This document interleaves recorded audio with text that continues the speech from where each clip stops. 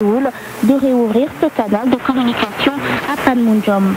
Il a précisé que la Corée du Sud tiendrait des réunions de travail sur des questions relatives au dialogue intergouvernemental de haut niveau via ce canal de communication rétabli.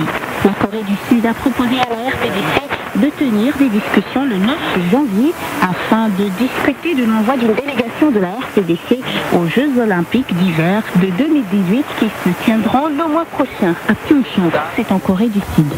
Le président français Emmanuel Macron et son homologue iranien Rouhani ont décidé d'un commun accord que la visite du ministère français des Affaires étrangères en Iran, prévue à la fin de cette semaine, serait décalée dans le contexte actuel.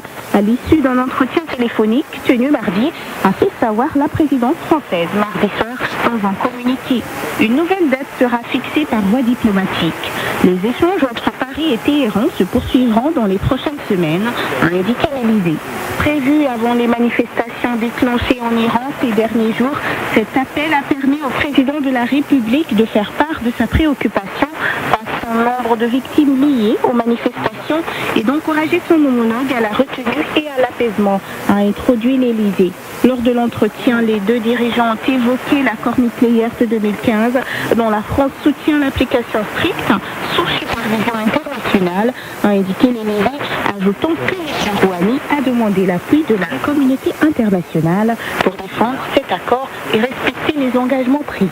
L'Union européenne suit de près la situation en Iran, a indiqué mardi la chef de la diplomatie du bloc régional, Federica Mogherini, dans un communiqué.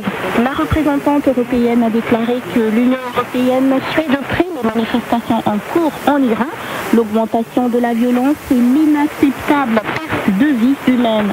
Nous demandons à toutes les parties concernées de s'abstenir de cette violence et de garantir la liberté d'expression à la lumière des déclarations du gouvernement iranien, a-t-elle ajouté.